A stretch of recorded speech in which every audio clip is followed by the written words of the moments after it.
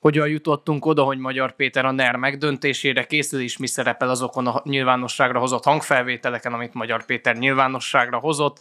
Ezekkel a kérdésekkel fogunk többek között ma foglalkozni. Köszöntöm Önöket, én Jakab Balázs vagyok, és köszöntöm vendégemet, Záruk Péter Farkast, politológus. Szia! Köszöntöm én is a nézőket, hallgatókat. Szia! A mai műsorunk célja az is lesz, hogy egy picit átfogó képet adjunk Magyar Péterről, és hogy hogyan jutottunk vele idáig, hogy jelenleg ő a ellenzék egyik legnagyobb befolyással bíró személye. Akkor én szerintem megyek, mert erre nem fogok tudni feltétlenül válaszolni. Viszont ahhoz, hogy Magyar Péter politikai karrierje, ami a nagy nyilvánosságra tartozik, visszamenjünk, az a kegyelmi botrány és az utána levő Partizán interjú.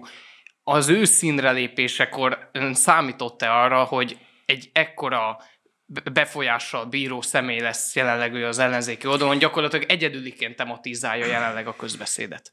Hát nem csak én, hanem alapvetően senki nem számított, mert akkor a fókusz nem Magyar Péteren volt.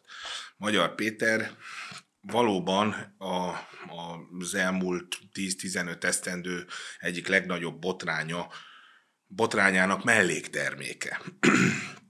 És ez a kegyelmi ügy volt, azért ott elszabadult egy hajóágyú, ahogy korábban is fogalmaztam, és ez a hajóágyú mozgásba hozott tárgyakat a politikai erőtérbe, és úgy tűnik, hogy mozgásba hozta ezt a fiút is, és aztán ez most önálló életet él, önmaga is elég súlyos hajóágyúnak bizonyul mára, akkor úgy tűnt, hogy egy melléktermék, bár ma is mellékterméke a kegyelmi ügynek, de mégis önálló életre kelt a szereplő.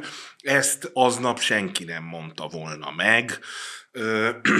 Akkor a hype, ha szabad ilyen csúnyán kifejeznem, vagyis a felfokozott érdeklődés a kegyelmi ügy iránt volt, és annak mellékszála volt az, hogy Magyar Péter valamit nyilatkozott benfentesként az egyik fontos szereplőjéről, aki történetesen a felesége volt.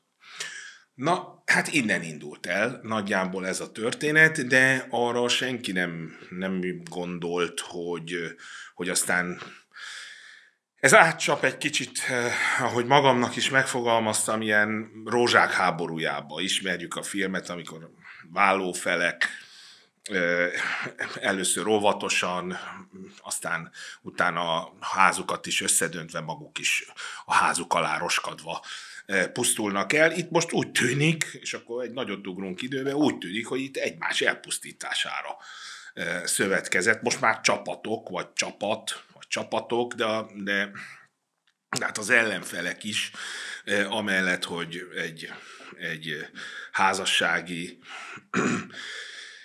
csúnya válás következményét látjuk, amellett azért most már a politikai elpusztítás az nyilvánosan meg van hirdetve. El fogunk ide is jutni, viszont egy nagyon fontos kérdés lehet, hogy Magyar Péter a fókuszt azt elvette a kegyelmi ügyről, vagy tetőzte a botrányt, és ugye ez azért is fontos, mert lényegében az utóbbi 14 év egyik legnagyobb botránya volt ez a kegyelmi botrány, és mégis jelenleg inkább Magyar Péterről beszélünk, és mintha lecsengett volna ez a téma.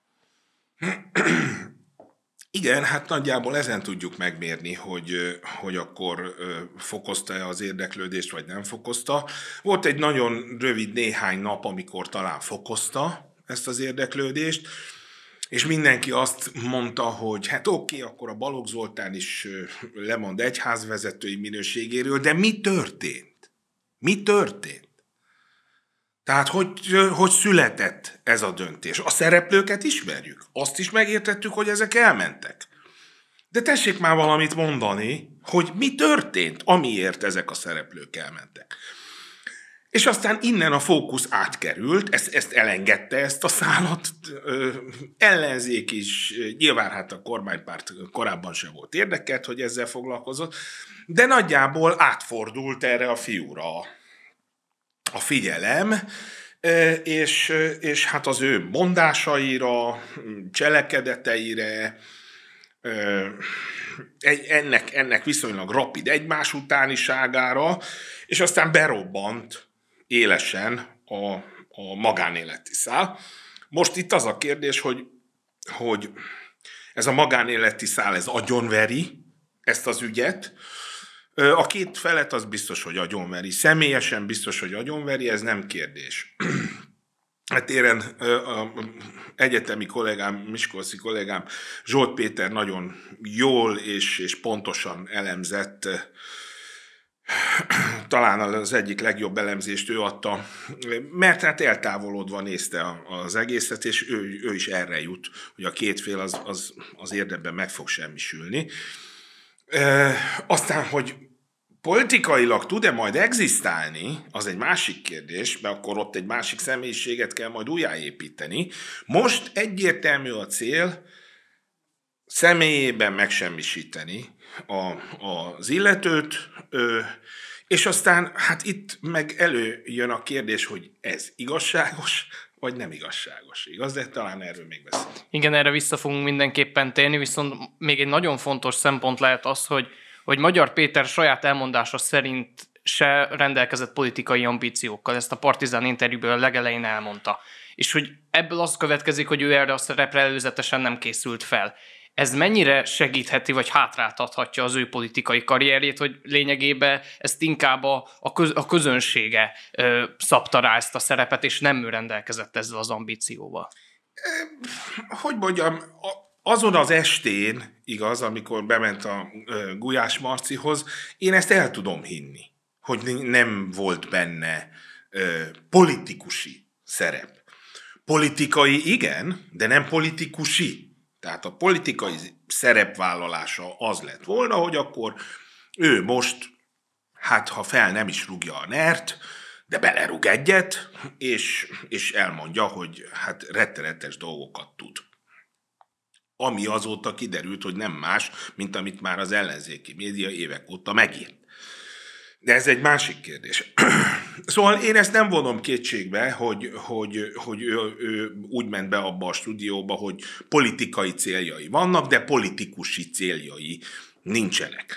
Hát utána ilyen az élet, főleg amikor felfokozott mozgások vannak a politikai erőtérben, akkor egyik pillanatról a másikra, akkor megjelennek ezek a néptribunok, és ő is egy pillanat alatt néptribunná vált. De szembe lehet ilyen módon szállni a Fidesz, hiszen rengeteg ellenzéki képviselő is azt mondja, hogy ez egy diktatúra, vagy egy ahhoz közeli rendszer, és ők se tudnak itt valós változásokat elérni, akik már ebbe 10 évvel benne vannak, akkor hogyan tud majd változást elérni egy olyan szereplő, aki erre nem készült fel, vagy pont ez a minősége? Ez nem. Értem a kérdést, és hogy is mondjam,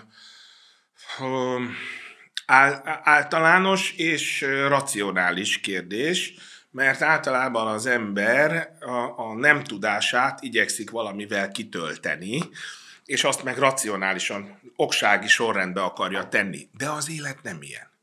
Az élet nem minden esetben oksági. Vannak benne véletlenek is, ezeket nem szeretjük, mert nem tudjuk magyarázni. Én szerintem sok a véletlen ebbe az esetben, és amikor nagyon nagy véletlenek vannak, vagy véletlenek sokasága, vagy hajóágyúként ide is csapódik, oda is csapódik, na akkor jelennek meg az összeesküvés elméletek, amelyiknek célja, hogy ezt a nem tudást, ezt feszes sorrendbe, felépített logikával magyarán, ez azért van, mert és ezt most a Rogán csinálja, azt nem, ő már eltervezte el, és akkor összerakja magának, és akkor a marhasságok kezdenek terjedni. A tények azok, amik fontosak, bár politikai célja volt, politikusi nem, a politikai cél végül behúzta politikusi szereplőnek. Ez nem egy furcsaság, ez egy általános képlet ezen a piacon. Akkor nem sejtesz semmilyen háttérszereplőt Magyar Péter mögött, és ez tényleg egy ilyen egy személyes one man show jelenleg, mint amit látunk? Hát nyilvánvaló, hogy azért azt a rendezvényt, amit megszerveztek, jó magam is kimentem, minden az előzőn is kint voltam az influencerek, én mindig ki szoktam menni megnézni, mert akkor az embert nem csalja meg a képernyő, és nem csalják meg a kollégák, főleg, hogyha kárognak egyik oldalra vagy másik oldalra. Tehát ha megnézzük azt a szervezést, akkor azt nem egyedül csinálta nyilván. hát az egy profi szervezés volt, az egy olyan anturázs volt, amely mögött már komoly erő kellett legyen. De ez ilyen nyilván, hát elindul 1, 2, 3, aztán mögé megy 4, 5, 6, aztán utána, és a végére megjön egy tömeg. Tehát ebben sem látok különös dolgot. Az, hogy most azt mondják, az egyik barátja segítette. Hát igen, valószínű, igen. Ilyenek a barátok. Hogyha az egyiknek van valami ügye, akkor általában mögé szokott állni, kivéve, ha nem vesznek össze, úgy, ahogy a korábbiakkal összevesztek most a Magyar Péter és a körülötte lévő politikai garnitúra. Ugye, már a Conteókat említetted, és az egyik ilyen legnépszerűbb, amit én a kommentekben láttam, amit tudom, azért nem reprezentatív, de azért mégis valamit mutat, hogy itt David Pressman sejtik mögötte, hiszen itt az amerikai érdekeket valahogy be kell húzni, és most erre Magyar Péter a legalkalmasabb. Viszont olvastam olyat is, amit te is említetted, hogy itt Rogán Antal szeretné a saját ellenzékét megépíteni. Ezeket te teljesen elveted, vagy azért ezek valamennyire reálisak lehetnek? Következő a helyzet. Általában az ilyen, ezek spekulációk, igaz? Tehát, hogy ezt szögezzük le, spekulációk. Az analitikának, az elemzésnek van ilyen része. A játékelmélettől, a hálózatelméleteken keresztül van ilyen része, amelyik ezzel foglalkozik, tudományos értelemben is. Én a spekulatív elemzésnek nem vagyok ismerője, és a gyakorlati politika kapcsán inkább kevesebb az a spekuláció, ami végül igazzá vált, mint ahány spekuláció a kukába végezte, mert marhasságnak bizonyult. Ebből adódóan én nem szaladok általában bele a spekulatív elemzések világába, nem is szeretem őket.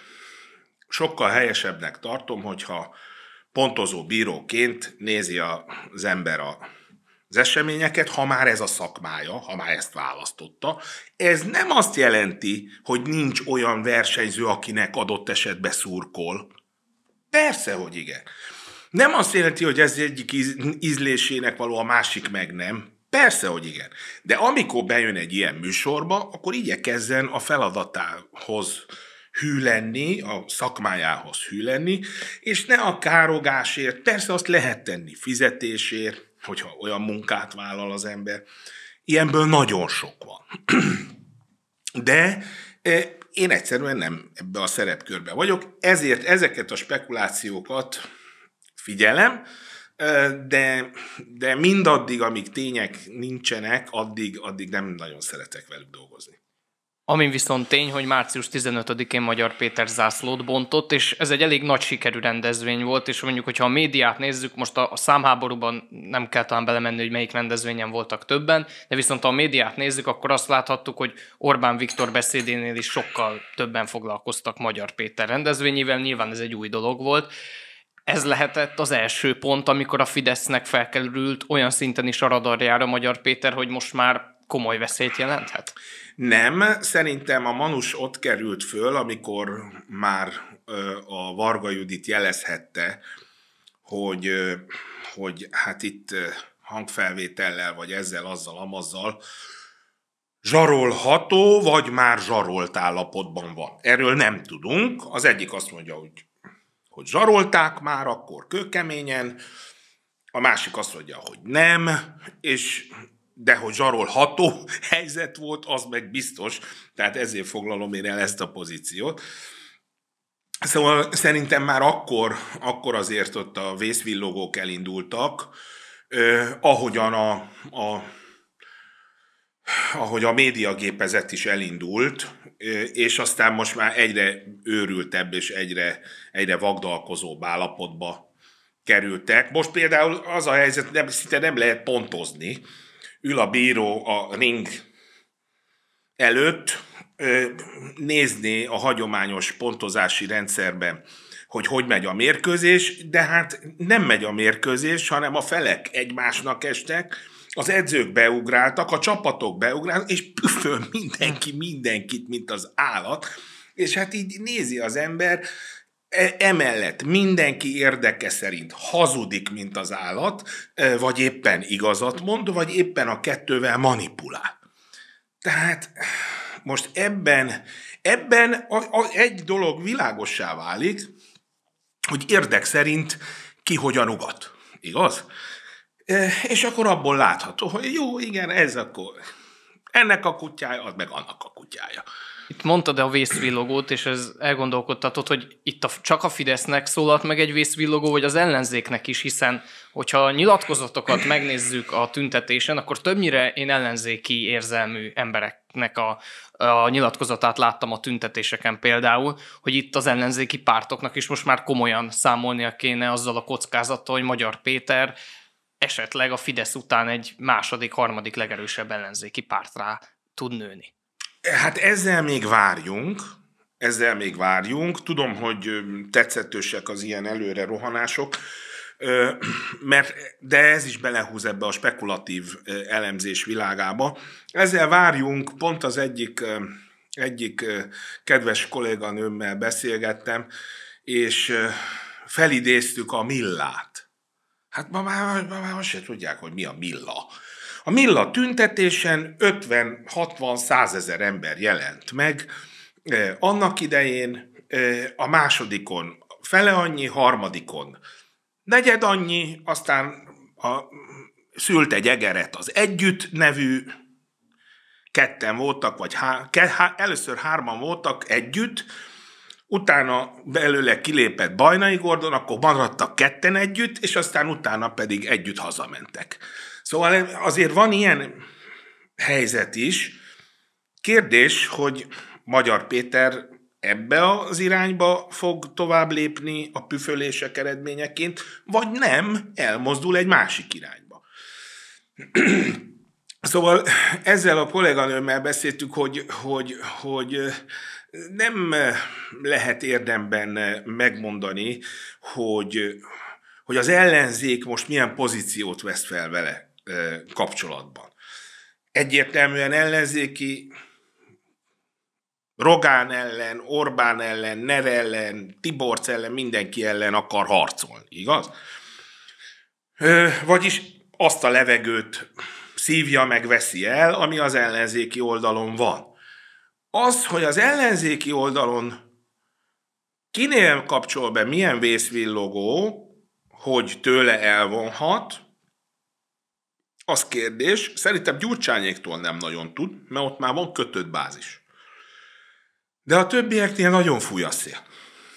Nincs kötött bázis, mindig elmondom, nincs karrierkínálat, nincs vízió, ahogy szoktam mondani, hulladékok. Na de hát azért valamilyen ellenzéki szavazói tömeg van ott, amelyik akar hinni. Valakinek akar végre hinni. A csalódások után azt akarja látni, hogy valaki sikerre viszi. És ezen szavazók felé úgy tűnik jelenállás szerint, hogy Magyar Péter tudott üzenetet fölvázolni, tudott víziót mondani, ha szabad ezt mondani. És az egészből a legfontosabb, mert ezt is ugye mondják, hogy hát ugyanazt mondja, mint az ellenzéki párt. Nem mondott semmi újat. Ugyanazt, mint az egyik, mint a másik, mint a harmadik. Lehet. De a lényeg a politikában, hogy kinek hisz a választó. Kinek hiszi el. Igaz? És most etéren mind károghatják, hogy de én is azt mondtam, és elvette tőlem ezt a program, és ez a program mi már olyan régen... Nevetséges. A választó egy érzékeny műszer, ugyanazon a viccen hol sír, hol nevet, egyszer erre szavaz, aztán utána másfelé szavaz, ezt már Arisztotelész is leírja a politikában. Tehát ez nem újdonság. Főleg demokráciában, ahol a választás szabadsága megilleti. Most úgy tűnik, hogy Magyar Péternek egyelőre, hangsúlyozom, most nagy csütörtökön, egyelőre úgy néz ki, hogy van egy tömeg, amelyik hisz. Hogy ez mekkora, még nem tudjuk belőni. Visszakanyarodva a március 15-i zászlóbontásra, sokan pont ezzel magyarázzák azt, hogy felmerült a családon belüli erőszak vágya, hiszen itt akkora tömeget tudott megmozgósítani, ami veszélyessé vált. Szerinted itt egy szándékos karaktergyilkosságról van szó, vagy ez a legtermészetesebb dolog, hogy valaki kilép a politika nagy színpadára, és előjönnek azok a kellemetlen ügyek, amik az ő esetében felmerülhetnek? Természetes, hogy minden ilyen az adok-kapokba előjön. Azonban ez mélyen személyes és nagyon érzékeny téma. Inkább én azt mondom, hogy mit látunk most. Ahogy megnézzük ezt a személyes szálat, a bántalmazást, annak az hogyan jön elő, milyen tények vannak egyik oldalon, milyen feltételezések kísérik ezt, és milyen tények vannak másik oldalon. Ebbe most nem lehet pontosat jót mondani. Az ind logikának van egy nagyon érdekes formája, ezt úgy hívják, hogy csatuskóti. Az európai logika, nyugati logika nem nagyon foglalkozott ilyen módon ezzel. Ez azt jelenti, hogy igaz az egyik állítás, hamis másik állítás. Igaz is, és nem is.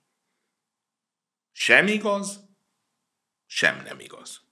És mindezt bizonyos jelenségekre együttesen tartják igaznak. Például világkeletkezésre, időre, térre, stb. Buddha is ugye a 4 kérdést, amit elutasít magától, ezzel magyarázza. Én ezt látom, van egy állítás, ami igaz, vagy igaz lehet, annak vannak következményei. Van vele szembe egy másik állítás, aztán jönnek kívülről, vagy olyan tények, amelyek, megropogtatja egyiket is, megropogtatja a másikat is, vagyis igaz is, és nem is, aztán jön valami egészen más, amely meg az optikát úgy változtatja, gyerekek, sem ez nem igaz, sem az nem igaz. És mindeközben pedig politikai érdekek vannak. Én úgy látom, hogy most ez a személyes szál feltétlenül fontos ahhoz, hogy ne a közjogi, közügyi szálról beszéljünk. Ennyit látok most. És ez kinek az érdeke? Annak az érdeke, aki lelepleződés rémével kell szembesüljön, akiről tesznek valamilyen állítást, és azzal nem akar a nyilvánosság előtt úgymond elszámolni. Hát ez természetes, ez nem kell. Lemegy egy beszélgetés a családon belüli erőszakról, miniszterasszony és Hajdú Péter között, és a hangfelvételről nem esik egy szó sem. De nem akarom végig elemezni, mert akkor úgy tűnik, hogy én is valamilyen irányba pontozok. Ebben nem tudok pontozni, csak megállapítom ezt, hogy olyan egymással ellentétes álláspontok vannak, amelyeket mind érdekek mozgatják, amely az egyik pillanatban igaznak tünteti föl ezt, és igaz az. Azonban egyet viszont megteszek, az, hogy mindez morálisan végtelenül rombolja a politikai erőteret. Tehát politikai beszélgetést lehallgatni a feleségemmel. És itt akkor megint nem akarok erre pontozni. Csak ez a tény. Mert ezt tudjuk, ez a tény.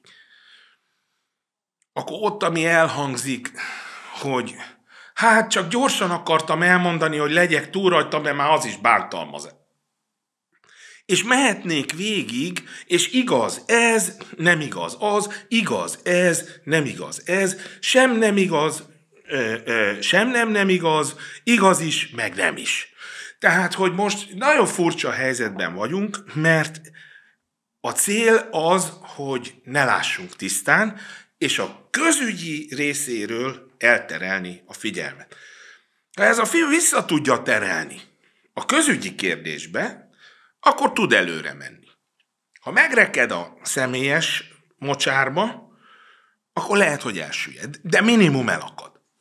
És igyekszik is vissza kerülni ebbe a közügyi vonalra, hiszen azt mondta Magyar Péter, hogy egy 100 fős jogi csapat segítségével fog mindenkit bíróság elé állítani, aki valótlanságot állít róla. Ez egy megfélemlítés, vagy egy jogos védekezés egy olyan politikus számára, most már politikus számára, aki szembe akar szállni egy 2/3 rendelkező kormánnyal szemben? A pofoszkodás része, és az a helyzet, hogy az ilyen pofoszkodásokban valóban csak mindig a bíróság mond, úgymond megnyugtató ítéletet, de az meg nem akkor történik, amikor a pofoszkodás maga.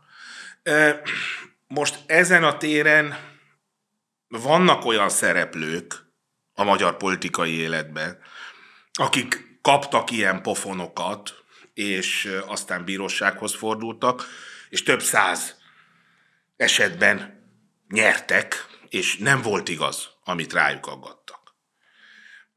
Tehát a Terry Black történettől Juhász Péteren. Szóval ismerjük ezt, de én ezt a pofoszkodás részének tartom, csak mocskos részének tartom, amely szerintem végtelenül rombolja a politikai erőteret, annak a gondolkodó részét mindenféleképpen, és szektásítja. Vagyis csak a rajongók bármit mondhatnak, bármit láthatok, azt nem is láttam, nem is hallottam, mert én imádom. Vagy ezt, vagy azt, vagy amazt. És akkor leszűkül az egész erőtér ezekre a szektásodott lényekre, akik így is úgy is elmennek, mozgósíthatók, és akkor majd ezen szekták fognak versengeni. Na de hát azért egy ország életében, ugye, egy politikai kultúra életében, és a több folytathatom, azért nem biztos, hogy ez a helyes, vagy ez a jó irány. Térjünk rá erre a hangfelvételre, amit Magyar Péter nyilvánosságra hozott. Tegnap a Feedback című műsoromban Tóth Mátéval és Lukács Adorjánnal beszélgettünk erről, és ők mindketten azt mondták, hogy számukra ez egy csalódás volt, hiszen akkora hype-ot kerített a hangfelvétel köré Magyar Péter, hogy ahhoz képest nem szólt akkorát. Te hogyan látod, mire számítottál esetleg előzetesen, hogy mekkora lesz ez az atombomba, és ahhoz képest mekkora atombombát kaptunk? Hát ez jól mutatja, hogy azért ugye minden szereplő, mindenki, aki involválódva van egy helyzetbe, az nem pontosan ítéli meg a maga helyzetét, és az sem, ami a kezében van feltétlenül. Na, inkább ezt mondom, hogy én ezt tapasztaltam, hogy sokkal nagyobbat gondolt Magyar Péter, mint ami aztán kijött belőle. És ezzel kapcsolatban nem lehet megkerülni azt a körülményt, ahogyan ő ezt elkészítette. Ez morálisan elfogadhatatlan. Igaz? Tehát morálisan elfogadhatatlan. Nyilván ide is most ő, ha itt ülne, azt mondaná, igen, de ő most az, hogy a családom védelme érdekében, és most már egyenesen a nemzet na, komolyodjunk meg egy kicsit, komolyodjunk meg. Ugyanakkor ez nem jelenti azt, hogy a beszéd tartalmáról nem kellene beszélni. Ki ment be? Hova ment be? Mit húzott ki? Ugye az is előjött, hogy Varga Judit hát nem tudta, hogy mit csináljon ezzel a maffia állammal. Igen? Hát ehhez képest meg az, hogy a felvétele, hogy pont nem ura a helyzetnek.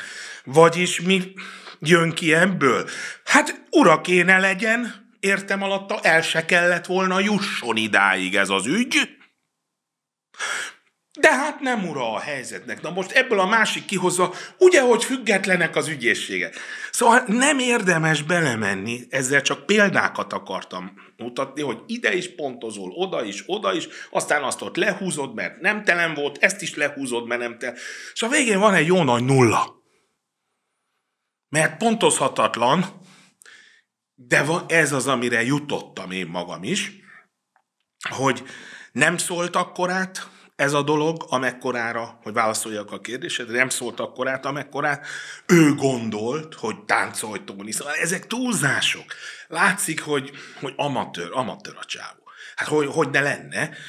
Ott volt valahol a tűz közelbe, ott melegedett kicsit, látott dolgokat, de hát ő nem profi. Hát ne vicceljünk már. De gyakran nem is biztos, hogy kell. A néptribunoknak nem feltétlenül kell profinak lenni. Lehet pont azért imádják. De ez egy másik táltészta. Szerintem sem szólt akkorát, mint amekkorát ő gondolt. Ugyanakkor azt sem lehet mondani, hogy ott olyanok hangoztak el, hogy lapozzunk. És akkor most egy pont ide, le is húzzuk, mert nem telen volt, és hát megfélemlítettek, és hát jó, hogy nem dúdolt ott is egy dalt. Szóval nem érdemes belemenni, mert nem lehet normálisan beszélni erről. Figyelni kell, és aztán majd elválik a dolog. Még itt a hangfelvétel keletkezési körülményeire picit térjünk vissza, hiszen ezzel kapcsolatban én azon gondolkodtam, hogy az otthoni körülmény az pont a hitelességet erősíti, hiszen otthon az ember többet megengedhet magának, mint a nagy nyilvánosság előtt, ez nyilván Varga Juditnál is így van, vagy pont emiatt eshet olyan túlzásokba, ebből a felengedettségből, ami által olyanokat mondhat ezen a hangfelvételen, ami esetleg túlzás, és ő se gondolná így. Nem, ezt a második részt ezt azért kizárom. Tehát itt azért komoly emberekről van szó. Ez nem egy olyan közeg, ahol jaj, nem is úgy gondoltam, hogy kihúzták. Hát most bakker, vagy kihúzták, vagy azt tudom, hogy kihúzták, benn voltak és kihúzta, valaki benn volt és kihúzta, magukat, még ugye rá is erősít, vagy nem húzta ki. Tehát ebben én nem gondolom azt, hogy akkor Magyar Péter ott állt fenyegető szemmel, és akkor most ezt amiatt kellett mondani, hogy minél hamarabb távozzak. Szóval a lényeg az, hogy azt viszont állapítsuk meg, hogy ahogyan a hangfelvételek szoktak általában készülni, célzottan, tudatosan, a csávó egyértelműen irányítja. Tehát ki akar mondatni vele dolgokat, úgy kérdez, kiment, bekapcsolta, élesítette, visszajött. Hogy is volt az? Érződik az elején egy picit az a zavartság, vissza akarja terelni. Valami beszélgetés biztos, hogy volt, hiszen a feleség fel is veszi a fonalat. De zavart a dolog, és azt viszont elfogadom, hogy ez egy irányított dolog volt. Ő maga hozza be a neveket, a feleség nem mondja ezeket. Szóval furcsa az egész, és pontosan ez a furcsaság, érezzük, hogy valami tartalom van-e mögött, és az is, hogy ez azért súlyos, de nem bontakozik ki a történet egészébe. Túl rövid is, irányított is, nemtelen is, és nem látta a jó nép a sztorit benne. Sem a média nem látta úgy, ahogyan ő tupírozta, mármint Magyar Péter, ahogy tupírozta, sem a választók nem látták úgy. Tehát ebből adódóan, hogy kidurrant-e a lufi, hát nyilván mit mondjuk, persze, hogy ez, hogy kidurrant a lufi, hát azt majd meglátjuk április 6-án, hogy kidurrant-e vagy sem, mert ezt nem ők fogják eldönteni, hanem a választó fogja eldönteni, hogy kinek hisz. Ha ezzel együtt hisznek sokan Magyar Péter, akkor Magyar Péter vonul tovább a néptribun útján. Varga Judit pedig egy Facebook posztban válaszolt erre a hangfelvételre, és azt mondta, hogy Magyar Péter több mint egy éve zsarolta vele ezzel a hangfelvétellel. Amennyiben ez igaz, ez azt jelenteni, hogy ezt a Fidesznél is tudták, és fel tudtak ugye előzetesen készülni a hangfelvétel tartalmára. Ha meg ez nem igaz, akkor az azt jelenti, hogy ők is kedreggel találkoztak ezzel először. A fideszes kommunikációs gépezet gyorsaságából és minőségéből mire következtetsz, hogy erre fel tudtak előzetesen készülni, vagy őket is ott érte ez meglepetésként? Hát túl hiperaktív a dolog ahhoz, hogy ebben állást merjek foglalni. Az nyilvánvaló, hogy nagyon profi csapat kezében van az ügy, és bár ők is zavartak, mert hát nyilván ekkora botrány nem nagyon volt az elmúlt 14 esztendőben, de profi csapat kezeli, kockázatot mérlegelnek, bár ebben van tapasztalatom, hogy nagyon el tudják baltázni a kockázatfelmérést, erről csak nagyon röviden ennyit, tehát marhasságot bőven tudnak csinálni. Ezzel együtt itt is azért inkább azt látom, hogy az események, a napi események sodrásában van az ügy. Tehát, hogyha egyszer azt mondjuk, hogy 10 éve tudtuk már, hogy ez a ilyen-olyan-amolyan figura, mi a Fideszbe, igaz, hogy hogyan bánik. Igen. És mindenki ült a fenekén. Ugye ezt Bajer Zsolt mondta csak azok számára, igen, akik ezt nem hallották. Persze, de én nem személyek nem fontosak ebből a szempontból, mert szerep szerint járnak el. Hanem ha az eseményeket nézzük, ha ez igaz, akkor nagyon nagy baj van. 10 éve hagyták, hogy ez a szerencsétlen asszony ilyen abuzusoknak legyen kitéve, és most megkapták a nyakukba ezt a manust igaként. Ha nem igaz, hát akkor meg megint pontoztam egyet, és le is húztam azt a pontot. Anélkül, hogy itt a családi életnek a mocsárjába belemennénk, azért fontos, hogy foglalkozunk ezzel a bántalmazási üggyel, és engem inkább ebből az érdekelne, hogy azzal, hogy bántalmazással vádolják Magyar Pétert, ez megerősíti az ő pozícióját, hiszen ez mutatja, hogy milyen durva vádakat kell felhozni ellene, hogy lejárassák, vagy pont, hogy megnehezíti a helyzetét, hiszen egy olyan dologban támadják, és olyan dolgok jöttek most napvilágra Varga Judit interjúja kapcsán is például, amiben Magyarországon társadalmi megegyezés van, és mindenki egységesen elutasítja. Tehát ez hogyan fog hatni Magyar Péternek a karrierjére? Én szerintem mindenféleképpen negatív a dolog. Tehát, hogy ez mint a pedofil téma, ugyanilyen az asszonybántalmazás is. Vagy a családon belüli erőszak. Tehát nem véletlenül egy nagyon erős szike jött elő, amellyel most kaszabolják a Magyar Pétert. De hát valamit azért ő is elismert, hogy nagyon viharos volt a kapcsolat, hogy sokat veszekedtünk. Szóval valami volt, mert ő maga is nem csak, hogy elismerte, hanem ő maga is tartott attól, senki nem beszélt még a kapcsolati erőszakról, ő már elő fognak jönni, és lesz majd ilyen, és Szóval ebben megint nagyon óvatosan kell elbánni. Én nyilván minden esetben a normalitás és a bántalmazott védelme mellett vagyok. Ha tudok róla, ha én tudnék mondjuk a tanszéken valakiről lassan 10 éve, akkor ez alatt a 10 év alatt nem ücsörögtem volna, és mentem volna ide-oda stúdióba előadni, hanem valamit jó érzésből megpróbáltam volna tenni. Ez meg hiányzik, sőt, nem utal erre semmi jel, hogy volt ilyen. Sőt, a jelek azt mutatják, hogy nagyon pozitívan nyilatkozott mind az egyik, mind a másik fél gyereknevelésről, apaságról, anyaságról, stb. Ezt persze ismerjük. Politikai PR-ból meg kell tenni, természetes. Emögött még azért lehet kapcsolati erőszak is, lehet bántalmazás is.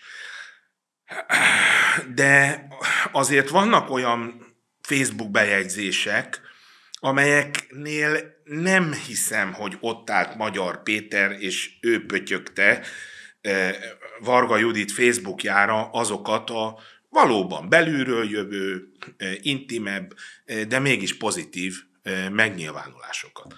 Szóval én pontosan ezért óckodom minden ilyen személyes dolognak a pontozásától és állásfoglalásától.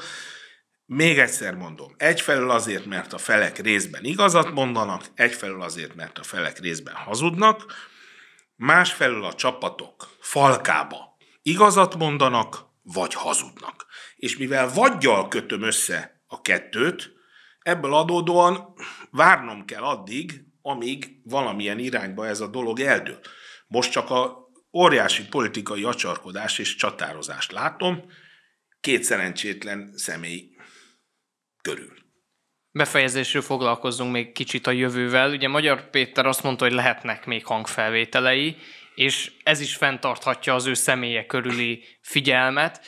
Hogyan látod, lehet neki még lehetőség ezt a hatalmas figyelmet, ami most tövezi, fokozni, vagy most van a csúcson, és most már ez egy lecsengő tendencia? Ez egy nagyon jó kérdés.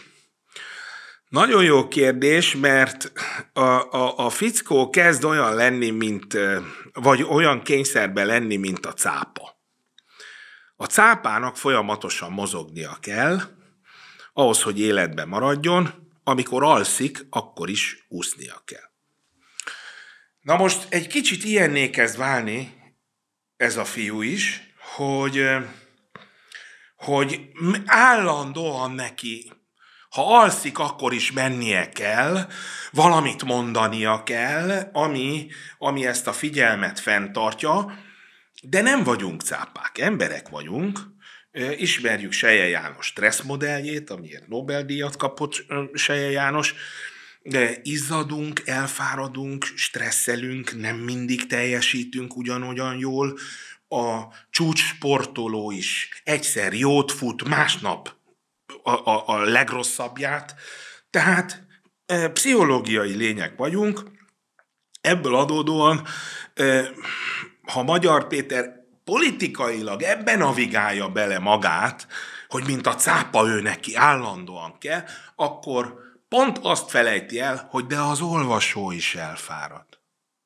Ahogy kattintgatott, és most őrületben van, hát olyan kattintás számok vannak, mondják a kollégáitok, hogy az Istennek nem érdekli semmi most az embereket, minden, ahol Magyar Péter vagy fényképen, vagy címben megjelenik, és ugyanígy Varga, azt két kanállal eszi. Igen, de elfárad. Ilyen a választó, ilyen az ember. Ahogy az ukrán háborúba és nehéz fenntartani, még egy súlyos háború esetén is nehéz fenntartani a világ és a közvélemény figyelmét, az érintettek meg hullanak, szegények. Hát ez azért háború, de a háborúhoz képest vihar a bilibe, és nyilván minél inkább elbulvárosodik ez a dolog, annál inkább majd lankad ez a figyelem. Na most erre nyilván a központ is számít, tehát a brusztoló felek, ez egy pénzparipa fegyver, muníció, kibírja tovább, fárasztjuk egymást, húzzuk, nyúzzuk. Ez egyfelől nagyfokú erodálódáshoz vezet, az azért nem jó, másfelől pedig nem tartható fenn ez a folytatólagos alvás közbeni cápamozgás.